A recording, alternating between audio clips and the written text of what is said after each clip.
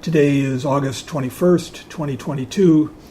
Teisho today, my title is Okay with Things as They Are.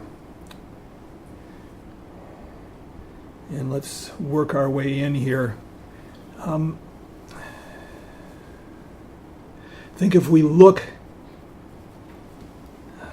dispassionately at our lives, we'll see what the Buddha saw 2,500 years ago.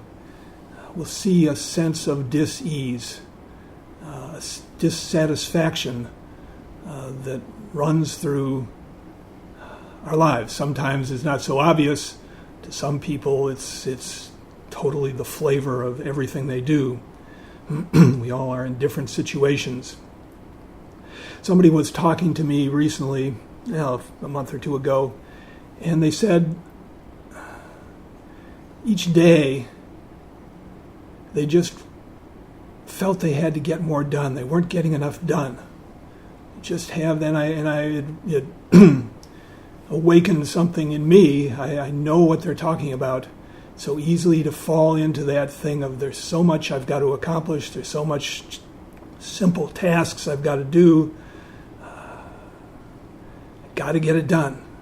Got to keep moving.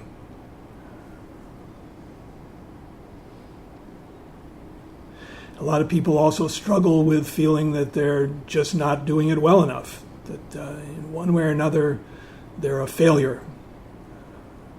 It's a phenomenon I've read about called imposter syndrome, where somebody rises to some position of power in their company or honor, and but they know that they're full of flaws. Human beings, of course, they're full of flaws.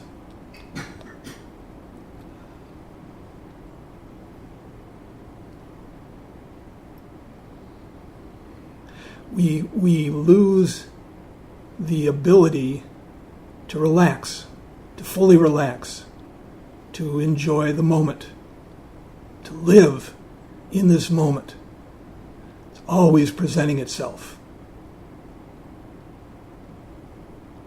Instead, there is a tone of tension that goes on around the clock.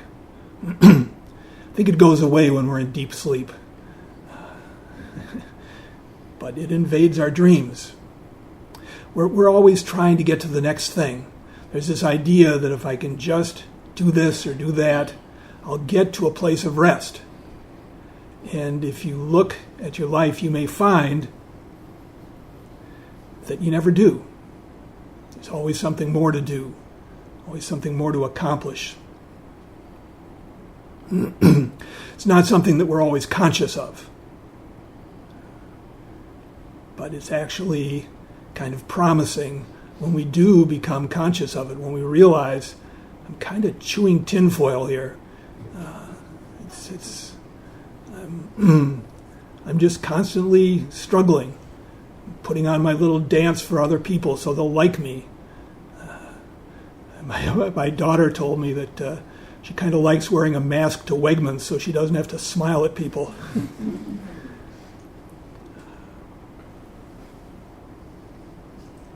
That inability or that difficulty that we have to settle into the moment, obviously that plays out in our zazen. How many people on the mat have spent time wondering when the round was going to be over, or wondering when their mind was going to settle, things were going to become clear, going to get back in a state they're used to or that they discovered once. It's so counterproductive, if productive is the word to use. It's to constantly be looking ahead. When we're doing zazen, we're immersing ourselves completely in this moment, exactly as it is. If our legs hurt, our legs hurt. There's tension. Just aware of the tension without wanting it to be different.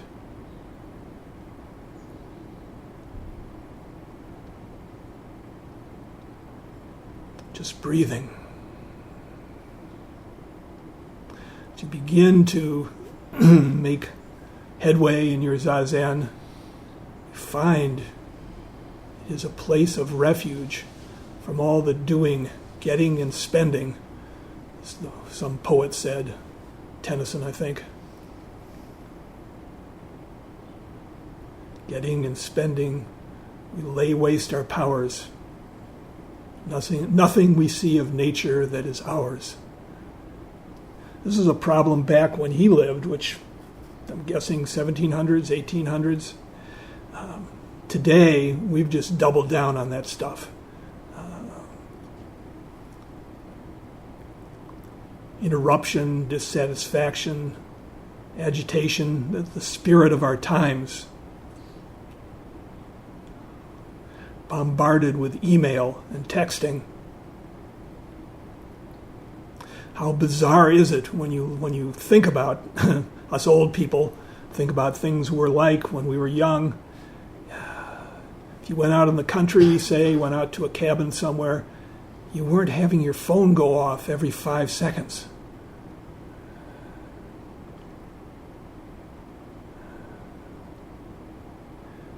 We need to live with the world as it is.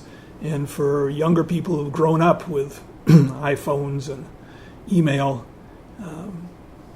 that's their world, as it is.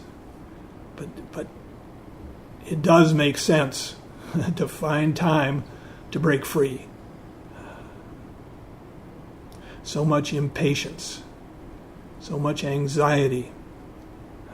Study after study is showing that the number of people in school, for instance, school children with anxiety has skyrocketed, even in the last decade.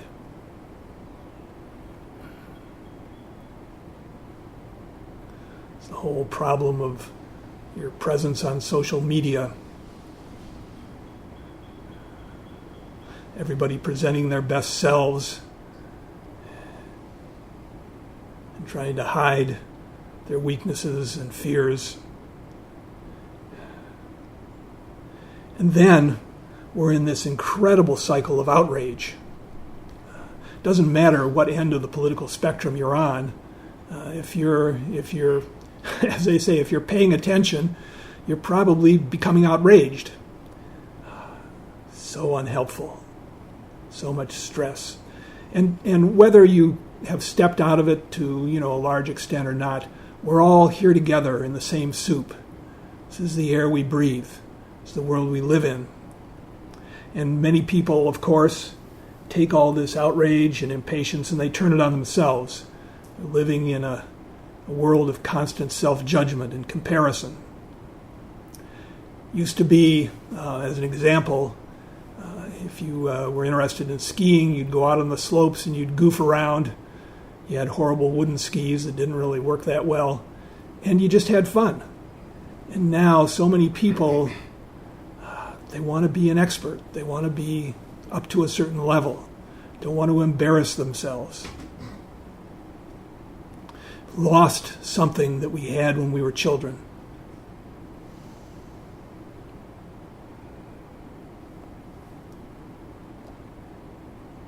It's a quote from Henry Miller, the author. Said, "To be silent the whole day long, to see no newspaper, hear no radio, listen to no gossip, be thoroughly and completely lazy, thoroughly and completely indifferent to the fate of the world, is the finest medicine a man can give himself."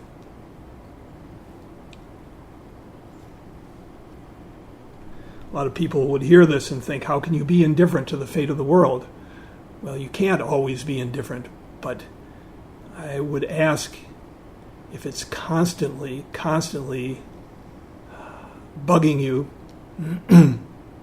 how helpful can you be? You can think of the example of sleep. None of us can function properly without enough sleep, especially deep sleep, where everything disappears. Not only are we indifferent to the fate of the world, there's not even a self anymore. in deep sleep, dreamless sleep.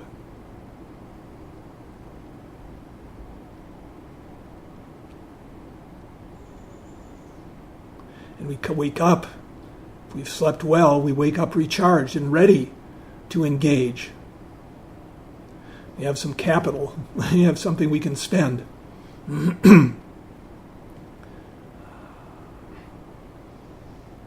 Have to take care of ourselves. Can't be continuously chasing after the next thing.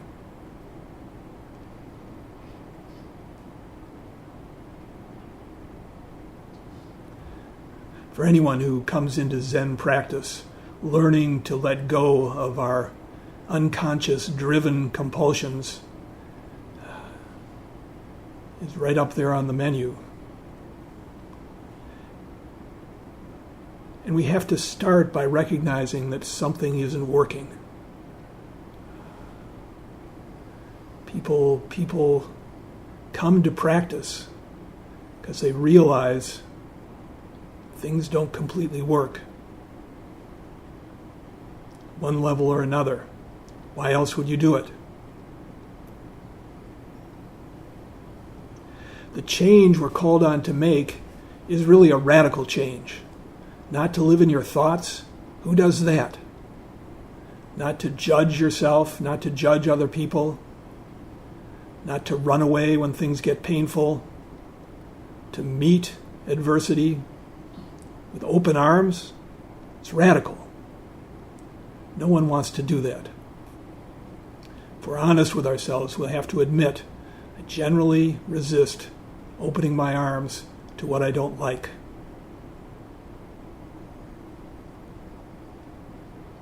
Have to recognize that when you recognize that something isn't working, you're walking into the same wall again and again. As they say in AA, if you keep walking into the same wall, you need to turn left or turn right. You need to do something different. And our go-to moves, the ones that aren't working, are repression and distraction.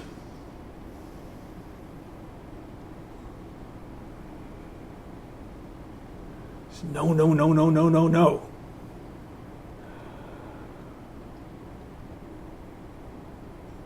When your recovery period is distraction, you don't fully recover.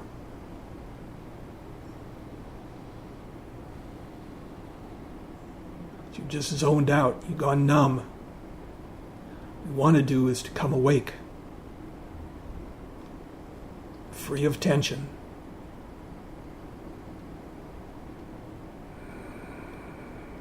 Just breathing.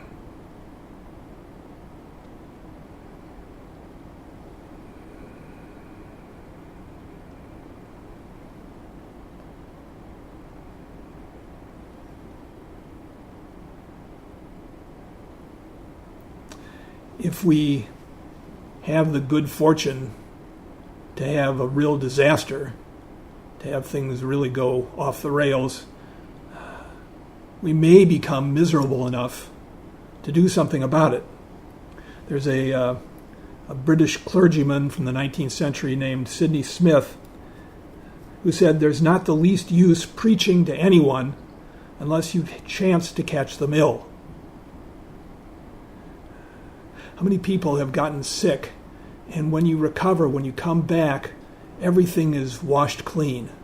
It's the most wonderful feeling. It's almost worth getting sick. I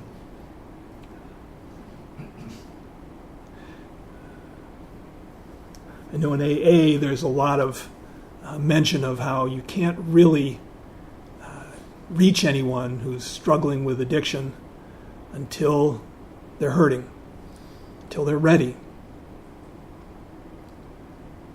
I've seen a lot of people who, just staying on the topic of drinking, is a good sort of metaphor for thinking.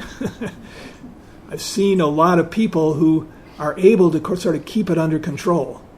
People in my family, for instance, they drink, they don't get into terrible trouble, it gives them relief, and it eats up their days. in a way, you're luckier if everything falls apart and you have to rebuild, have to start again. Of course, some people are clear-eyed enough that without a whole lot of suffering, they realize, no, this isn't right. I need to change. It's kind of remarkable when it happens. And I want to sort of elucidate an example. There's a physicist named Richard Feynman, just a fascinating guy, totally consumed with interest in the world and how things work, from his youth.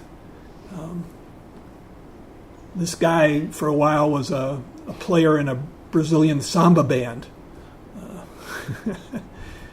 He painted. He did all sorts of things.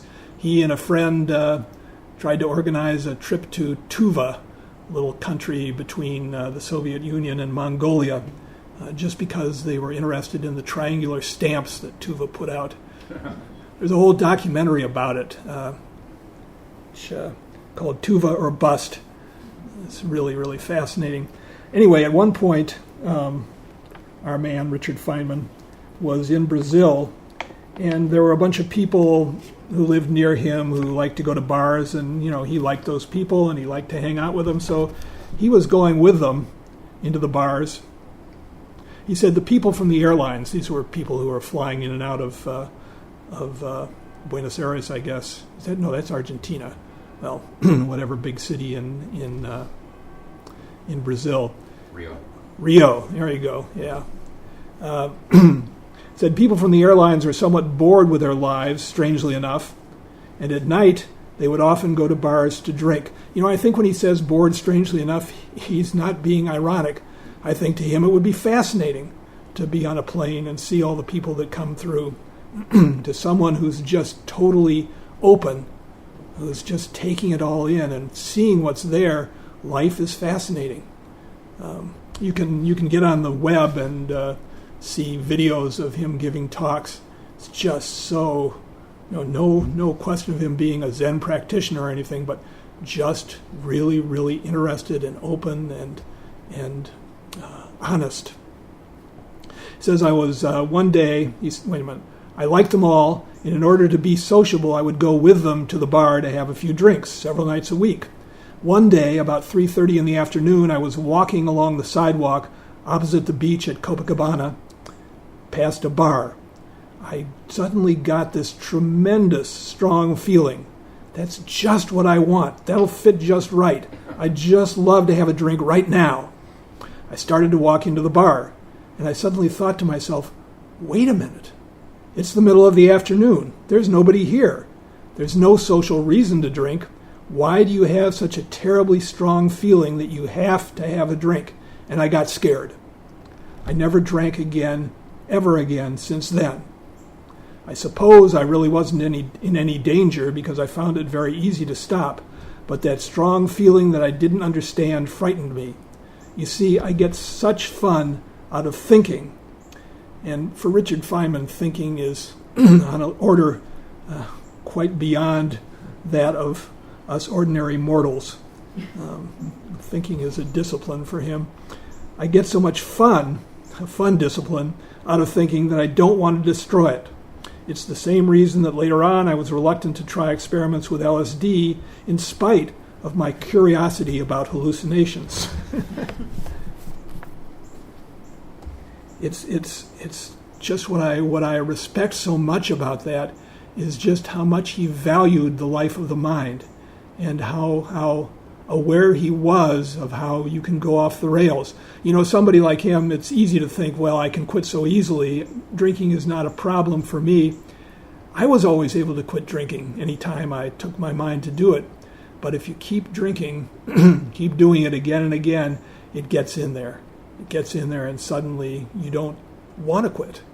And then all of a sudden your life has changed in ways that you did not intend.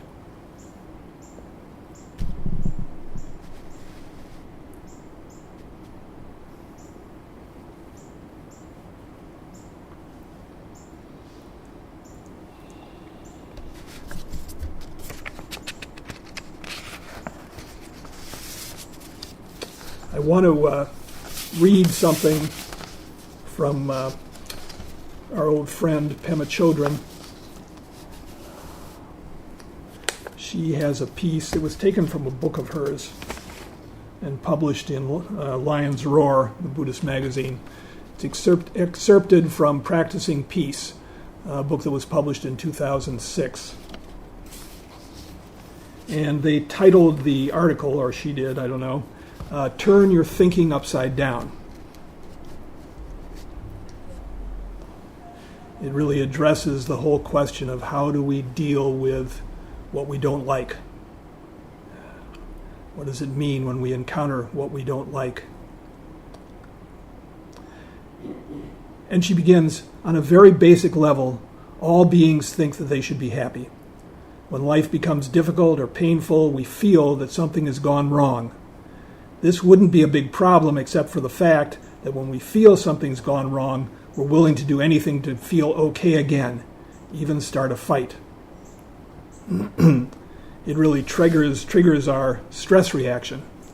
I'm reading a book right now by a guy named Robert Sapolsky called Why Zebras Don't Get Ulcers. It's just a fascinating book about the stress reaction in people. Can't get into it now, but we're willing to do anything to feel okay, and sometimes those things are just as subtle as spacing out, or tensing up, or finding something to criticize. And sometimes it's even start a fight. According to the Buddhist teachings, difficulty is inevitable in human life. For one thing, we cannot escape the reality of death, but there are also the realities of aging and illness, of not getting what we want, and of getting what we don't want. These kinds of difficulties are the facts of life. You could say we come into life and we begin to fall. Fall through our lives and we die. She says, even if you were the Buddha himself, if you were a fully enlightened person, you would experience death, illness, aging, and sorrow at losing what you love. All these things would happen to you. If you got burned or cut, it would hurt. People sometimes think if I can only come to awakening, then I won't have this suffering. It's not the case. There's still suffering. It doesn't have that extra edge of fighting uselessly against it, of wishing that things were different. But the enlightened person suffers just like anyone else. Anthony DeMello is fond of saying, before enlightenment, I was depressed. After enlightenment, I am depressed. She says, the Buddhist teachings also say that this is not really what causes us misery in our lives. What causes misery is always trying to get away from the facts of life, always trying to avoid pain and seek happiness. This sense of ours that there could be lasting security and happiness available to us if we could only do the right thing. In this very lifetime, we can do ourselves a great favor and turn this old way of thinking upside down. As Shantideva, the author of the Guide to the Bodhisattva's Way of Life, points out, suffering has a great deal to teach us. If we use the opportunity when it arises, suffering will motivate us to look for answers. Many people, including myself, this is Pema Chodron, came to the spiritual path because of deep unhappiness. Suffering can also teach us empathy for others who are in the same boat. Of course, that's openness to suffering. Many people who are suffering grievously and hate other people. Furthermore, she says, suffering can humble us. Even the most arrogant among us can be softened by the loss of someone dear. Reminds me of some of the right-wing politicians who've had a family member who was gay or not gender normal in some way, and having that close to home, seeing that up close without just having ideas about it, opened them up. Thinking of Dick Cheney, who has a daughter who's in a gay marriage, He was opposed to gay marriage, so was his other daughter, Liz Cheney, the present hero of the moment, I suppose. He changed his tune. I don't know if Liz did, but he changed. No, Liz did too, actually. Liz Cheney. I read something where she realized that she'd been wrong. Everybody, when it comes closer to home, can open their heart. It's just more difficult when you're not seeing it. Not everybody does. You hear about cases where religious fundamental parents completely disown their children. They haven't towed the line. They're an embarrassment. It's a sad thing.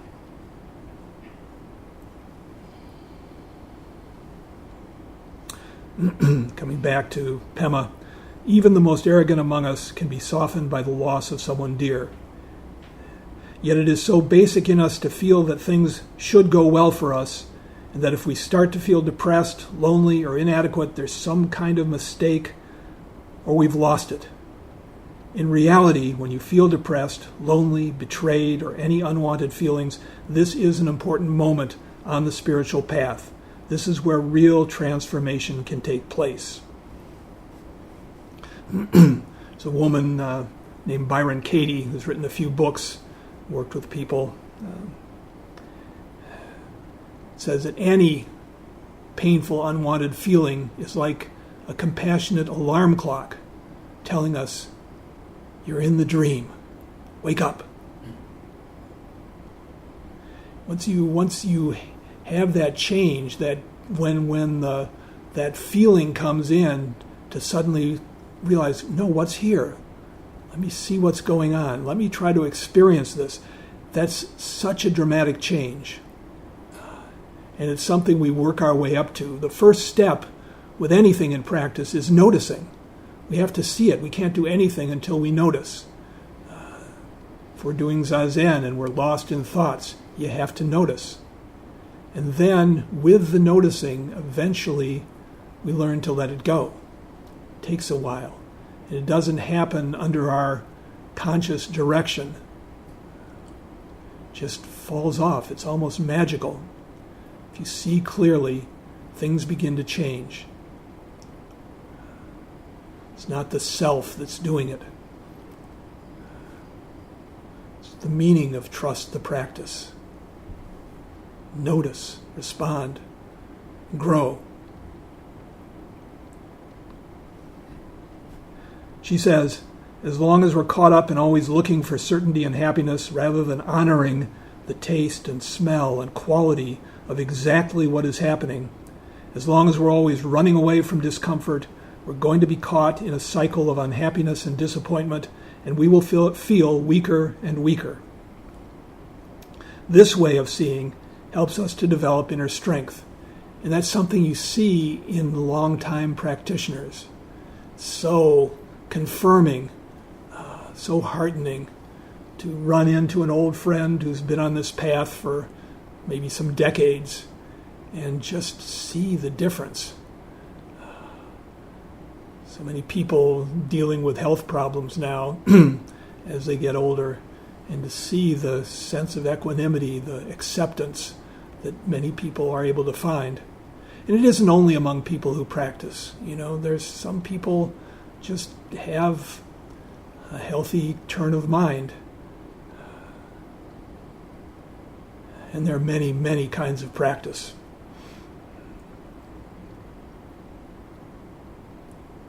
Really, one definition of Sangha, the Buddhist community, is a wider definition. Anyone who's working on themselves is a part of the Sangha, along with all of us.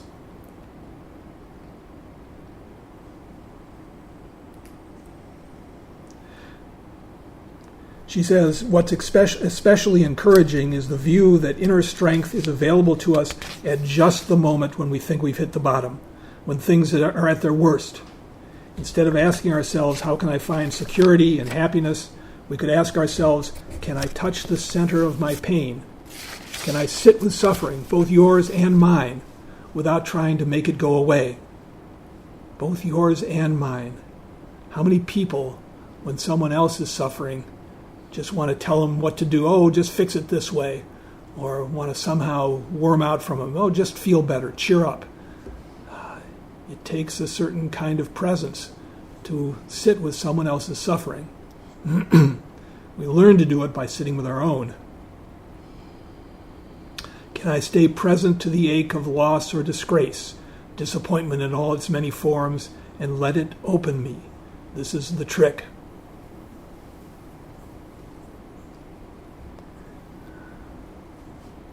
I think of the program we were running before the pandemic got going called Hello Pain. My wife set up the sort of curriculum. We did it with various groups over a course of, I think, 8 weeks, meeting each week, doing a little zazen, doing a certain amount of relaxation, body scan relaxation, and talking about this whole issue of opening up to discomfort and pain, which of course is a huge issue for anybody who's got chronic pain, whether it's just age or cancer or some sort of disease process. It's amazing how people from every walk of life and every strata of society can get it, can benefit from it. It was really a wonderful program. I hope it can start up again once things open up more. So rewarding to bring something out to the community, to other people. So appreciated.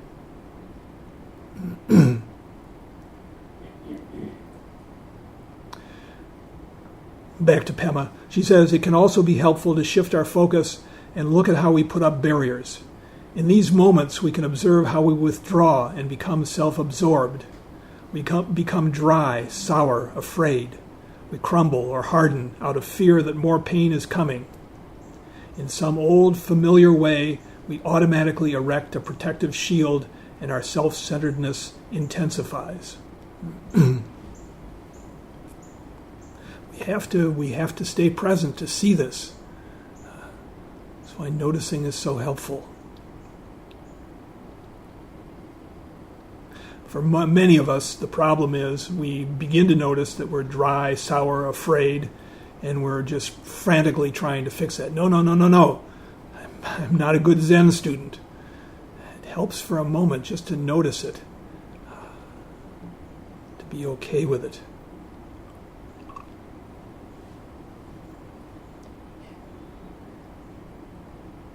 She says, right on the spot, through practice, we can get very familiar with the barriers that we put up around our hearts and around our whole being.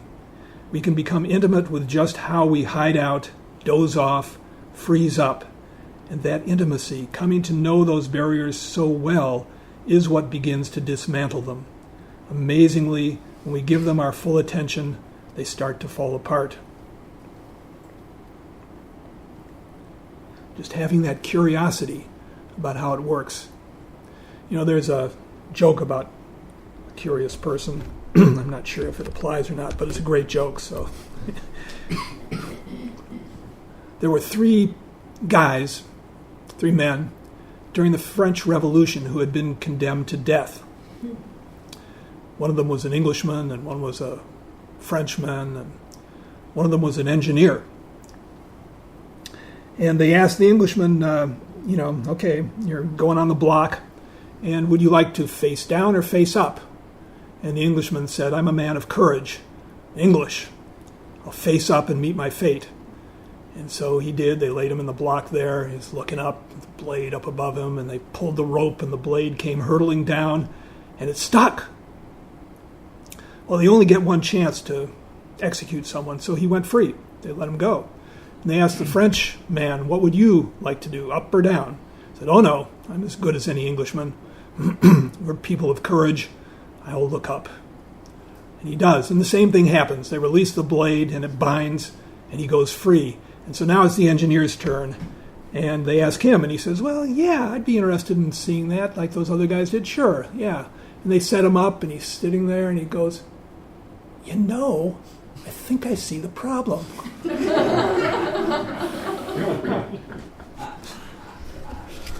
That's taking it too far.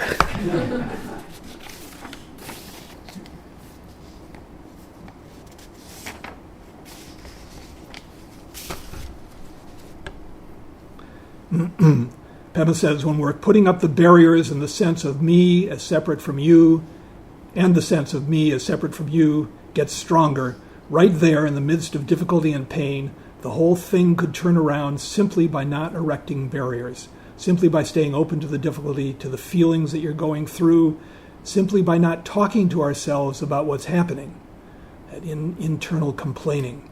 This is a revolutionary step. Becoming intimate with pain is the key to changing at the core of our being, staying open to everything we experience, letting the sharpness of difficult times pierce us to the heart, letting these times open us, humble us, and make us wiser and more brave. Let the difficulty transform you, and it will. In my experience, we just need help in learning how not to run away.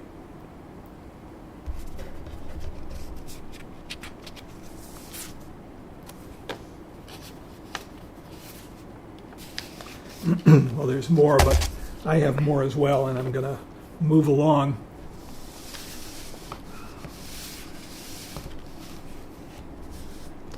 Let Rumi have a word here, the Sufi poet. He said, "This being human is a guest house. Every morning a new arrival, a joy, a depression, a meanness. Some momentary awareness comes as an unexpected visitor. Welcome and entertain them all. Even if they're a crowd of sorrows who violently sweep your house empty of its furniture, still treat each guest honorably. He may be clearing you out for some new delight. The dark thought, the shame, the malice, meet them at the door laughing and invite them in. Be grateful for whoever comes, because each has been sent as a guide from beyond."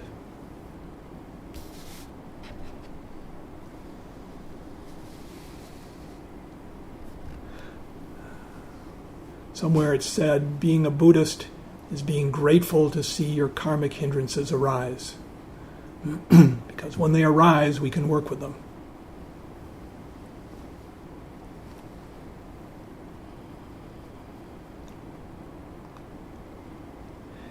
It's really cultivating this healthy attitude towards our lives and towards our practice.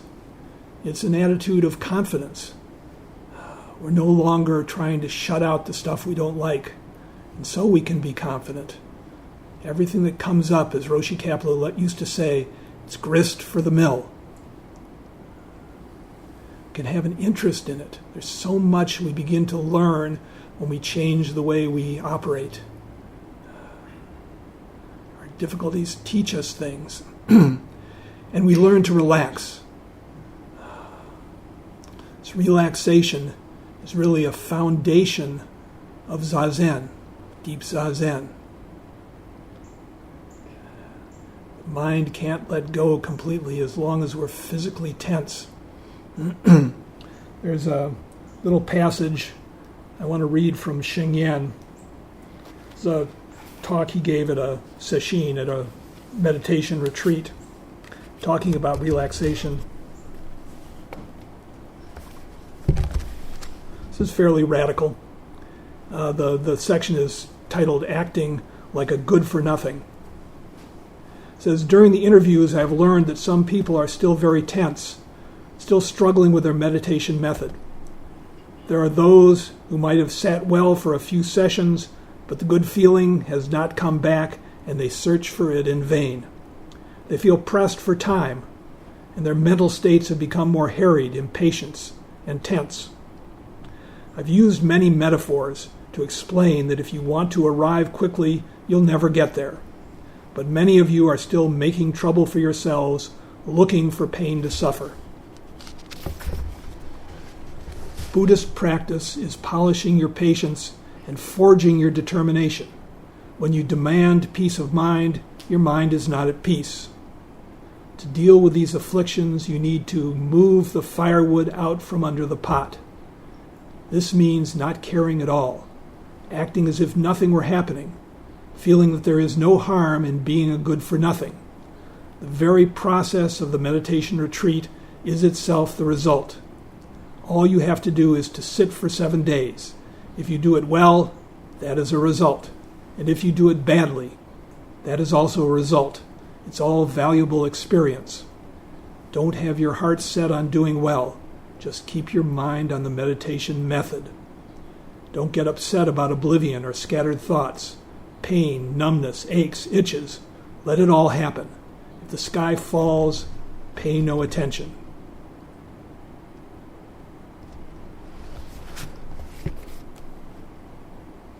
It's counterintuitive.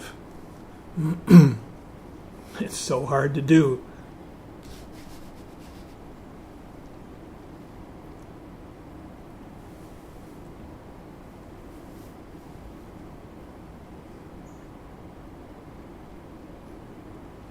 But it's so encouraging to realize everything we need is constantly presented to us. Our refuge isn't some safe place away from our troubles. Our refuge is our own openness, our presence in this moment, whatever's going on.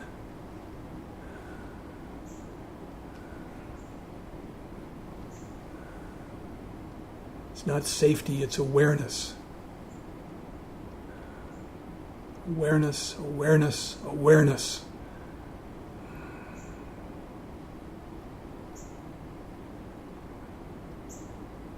When that becomes the flavor of our lives, everything changes.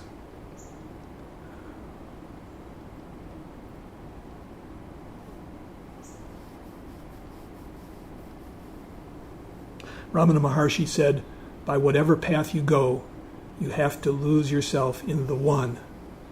The one, just this. Sound of the fan. Little breeze.